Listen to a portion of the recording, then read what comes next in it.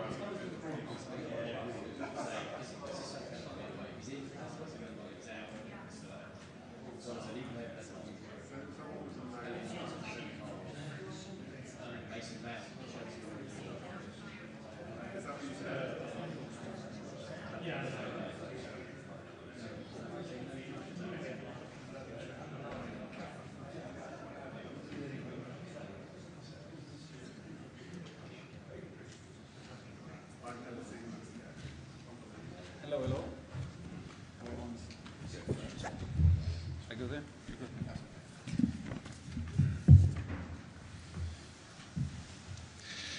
Okay, good afternoon everyone and welcome to Wembley Hilton for this media conference to unveil Thomas's squad for the forthcoming World Cup qualifiers with Andorra and Serbia. Bit of housekeeping as ever, if we can minimise it to 2 questions per person in the first instance. If we do get time, we'll come back around to you afterwards.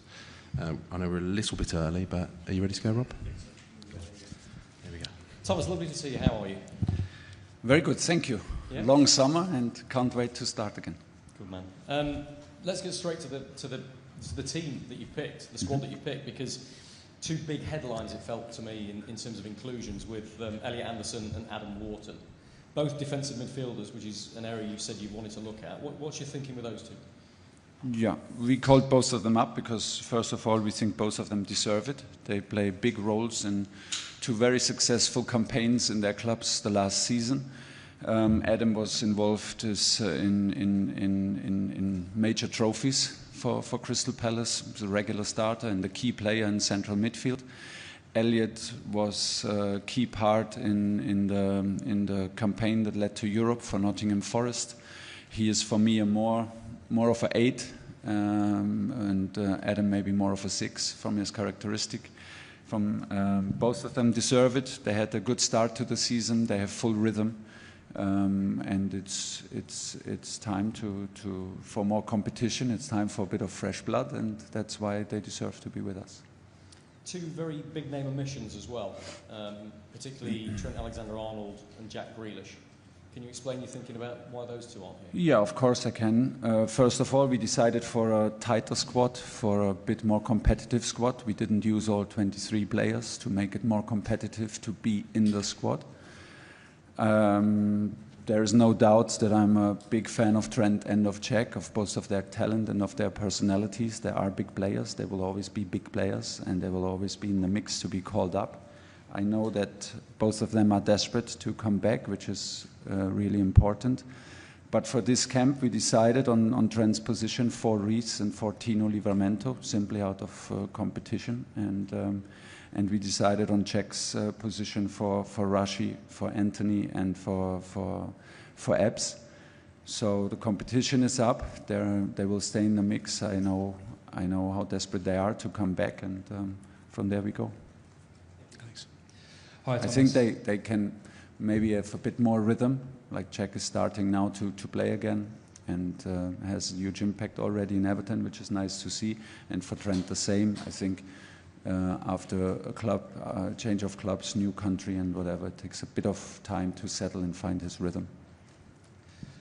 On the right back position again, no Kyle Walker. What's the thinking behind that decision as well? Same. I mean, I'm a big fan of Kyle. I tried to sign him several times in my career, and I know what he can bring to any team. He decided for a new challenge, settled in Burnley, is a key player there. And I admire him for his courage to do a step like this, to stay in the strongest league and to go for a completely new challenge in his career. But same reason and same reason. Competition is on. Reece is, I think, on this position slightly ahead at the moment due how he ended the season and how he played for us in the camps. Won the Club World Cup, is a key player for Chelsea at the moment and did excellent for us.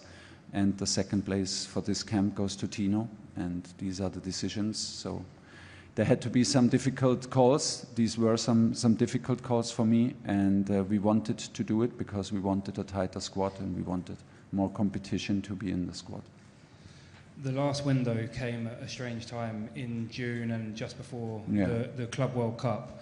You said that you've made a tighter squad to change the feeling, and in competition, are you expecting a different feeling during this camp because the World Cup feels like it's at the end of this current season? Not only because of the World Cup is coming in 1 year, but I expect simply a different, how did you say, different feeling, a different energy, because we simply have to play with a different energy and a different feeling. It's as easy as that.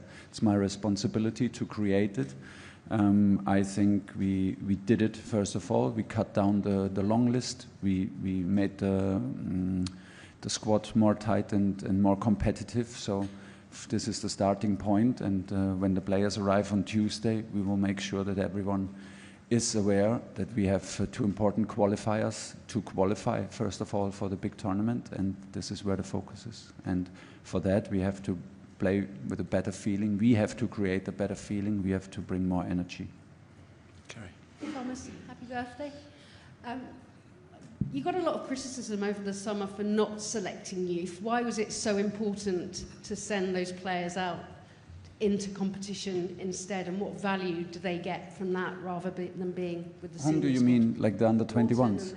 Yeah, but see, it played out quite nicely, I would say. Like Elliot had a huge role in the Euros, has now a tournament experience, and was a key player for Lee, and was a key part of incredible success, and won the Euros. Adam was involved in the titles for Crystal Palace, then got a head concussion, otherwise he would also have been a part in this. And to give them this possibility to be involved in a tournament football had the priority at this very moment. For us, we still, I think we called 35 players in 2 camps, which was a lot, so we wanted to see as many players as possible, and to learn from the 2 camps, to have our experience, our observations, and then be able to create the squad for Andorra and for Serbia that we want to work with and we want to go forward. Now everyone is, it's everyone's duty to keep the place and to push and to show that he deserves to be in camp. Ezra's had a big summer as well, winning trophies and getting the 10 shirt for Arsenal. Do you think that's a role you could be useful for with some injuries in this game?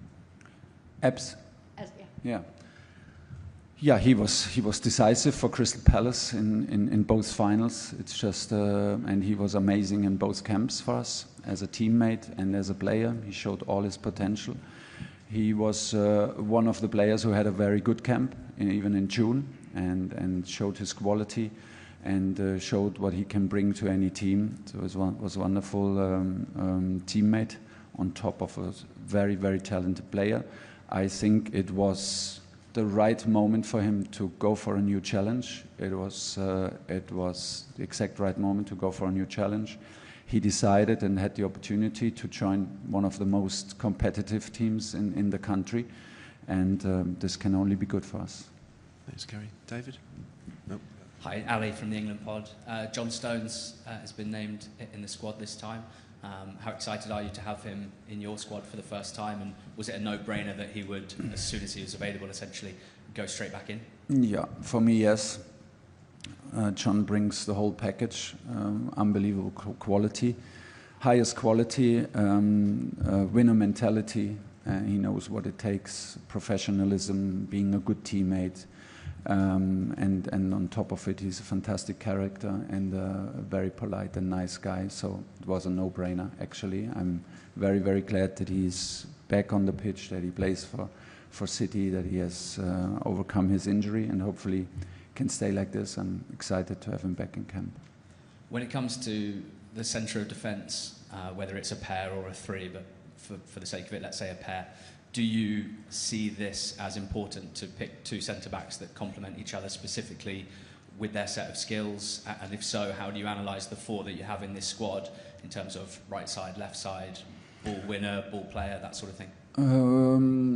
For this camp, we decided on the right side for John and Jarrel Quansah, and on the left side for Mark Gahey and Dan Burn. Dan is a left footer and plays in this position in his club.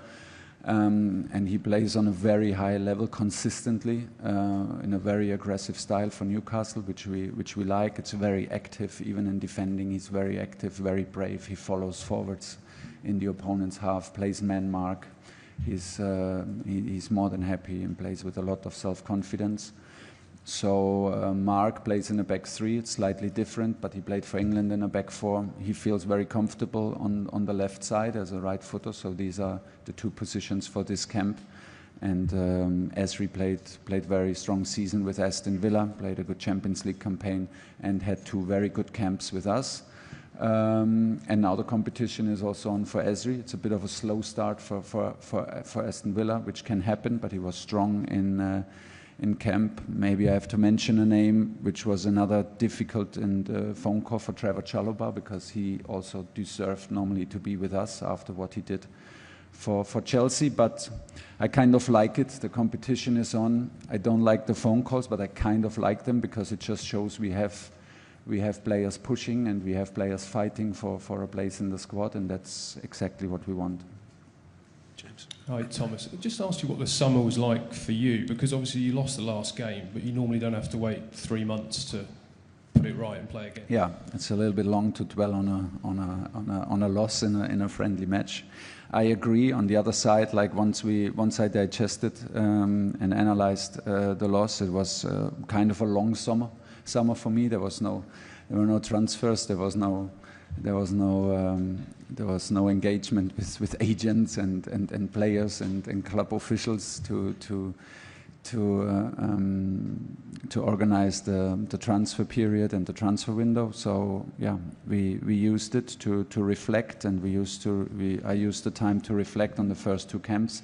We invited a lot of players. It was a lot of observations. We wanted to be absolutely take the right conclusions, and like I said, build a tighter, more competitive squad for the next 3 camps, because it's for me a key period now that we improve, that we play with more rhythm, that we show improvement from now and create an identity throughout these 3 camps, because the time in between is much shorter than usual. One of the interviews you gave after the Senegal game, you talked about Jude Bellingham. Yeah. You probably know what I'm going to say here, don't you? I mean, you talked obviously in general about him, but the quote that kind of got people talking was you sort of said sometimes you see the fire and it comes out in a way that can be a bit repulsive. Yeah. Did you? Yeah, I did this unintentional. I used this word unintentionally, just to make it very clear. I used it unintentionally. There was no message. There was no hidden agenda. I fully understood and understand that it's my responsibility that I created these headlines. I am sorry for the upset, was sorry, and I am sorry for the upset and for the headlines that I created. I'm experienced enough. I should have known better. I should have known better. I should have done better. I thought I have a little bit more credit maybe with you guys that I do all this in my second language. I did it on the morning after a loss with not a lot of sleep. I did it in a live interview, and I used the wrong word. Again, it's my responsibility. I used the wrong word. I didn't want to use this word. I used it. I created the upset. It's my responsibility, but not more than that. Can I just ask you, did you speak to Jude about it? Yes, of course. I made straight away contact with him. Of course, I got in touch with him straight away. Jude focuses now on his process in rehabilitation, and we focus on Andorra and Serbia. Thomas, hi. Just echoing Carrie's point, there was a sort of bit of a debate in the summer over the sort of the philosophy with which the under-21s played. They played with a lot of freedom out in Slovakia. Is it difficult to take that philosophy when you step up into the sort of the cauldron of the senior team with additional pressure? Thank you. I'm not so sure what you mean. So just in terms of the under-21s, were praised for playing with a lot of freedom. There seemed to be a fearlessness. Is that their youth? And is it difficult to actually replicate that? Because you've got 6 of the players who won the under-21s in the last 2 tournaments are now in your squad. I think they feel a different level of scrutiny when they play for us. They play for for the national team, there's a different level of exposure. It's just like this. That comes with a different level of pressure and with a different level of being nervous and excited also. But it's actually the aim and the goal for all of us to find this freedom, to find an identity, and to build this identity and a sportive identity, what this team stands for, how do we want to play, how do we want to attack. And there are several zones and several parts of the game that we have to improve, be it in deep build-up, be in overcoming a low block in the middle of the pitch, because both teams now will most likely again play in a 5-4-1 deep block against us. So there are topics that we absolutely want to improve, and we have to improve. Off the ball, we have to create an identity. How do we want to attack, and how do we want to press in the opponent's half? How do we want to defend in ourselves in a middle block? How do we stay active? How do we show bravery? How do we show freedom? We are on that. We needed maybe 2 camps to understand our players better. We needed maybe the 2 camps to understand the rhythm and the challenges of international football better. But we feel very well equipped now. The plan is absolutely clear what we want to do from Tuesday on. And hopefully spectators, you guys and people in the stadium can feel it, that we go forward. But the aim is, of course, to replicate what Lee has done and play with freedom and play with hunger and win a title. Okay, any further questions? Okay, Rob, we've got time for 1 or 2 more. It's just here. Right, that's it. Thomas, can I ask you about Kobbie Mainoo, who is having a difficult time of it at the moment? He's not played a single minute of Premier League football for Manchester United, but only just over 12 months ago, he seemed England's answer in the centre of midfield. He started in the final. Yeah. That was your predecessor, clearly not you. But I just wondered how far he is off your thoughts at the moment. And he deserved to start. No, it was impressive. It was just impressive how he played in the club. That's maybe the most important, how he played in the club. And then it was almost like, it was almost logic step that he played for the country, and he played fearless. He played with excitement that the youth sometimes brings. And now he experienced the other side of it. So sometimes you can feel the pressure, and changes within the club are not in your favor, and he's just lacking minutes. I don't think that he lacks anything else. He has the experience, he has the power, he has the quality, the talent to be on our list. He is on our list of players. But at the moment on his position, 6-8, 10 in central midfield, we have players who are in full rhythm and who play key parts in their clubs, and this is the next step for him. Last one from me. It's transfer deadline day on Monday, your first day in camp, I think, with the players. Yeah. You know what that day is like from a manager's perspective, a club manager's perspective, very clearly. We will all wear yellow ties and... Not anymore. Not anymore. No, we don't do that anymore. But with that in mind, is it still something you'll be very interested in? And of course, you've got players who might be affected by it. Who yes, you're going to have to of course. There was one reason why we called the players up on Tuesday, to not have all these mixed emotions. And so they're not arriving till Tuesday? Sorry? They're not arriving till Tuesday? No, they come on Tuesday, so they have one day off. That was also one. We didn't want to have that week too long. We wanted to streamline it towards the Saturday game and start on the Tuesday afternoon with training. But one part of the decision was also to give them the freedom to sort out maybe their transfer issues and the transfer subjects that come their way. So, of course we're interested. We need to know where we have to drive on the weekend. Are you pleased that you won't be involved in making any of those decisions? I am kind of pleased, yeah. Finish with Alex. Thanks. And the first call up for Jed Spence playing at left back for his club. Do you see him as a left back option as well for England, or both sides? Jed comes to this camp as a left back, yes, together with Miles. And fights for his position there. It's the first call-up. I think it's very well deserved. He had a very strong end to the season, won a major trophy, and a very strong start to the season with Tottenham. He played very impressively in the European Super Cup, and they played with a lot of talent and with a lot of speed down his side. He defended excellent, I think he can be, and he is a very aggressive player who loves to have one-on-one duels, who's not shy to be in one-on-one duels with the most talented, and the fastest players who play on the right wing out there. So strong start to the season straight away, and he's a big part of the success at the moment in Tottenham. And everyone told us that he is very focused at the moment, very focused on training, very keen to get better.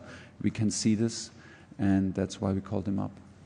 Okay, we'll conclude it there. Thank you for your time.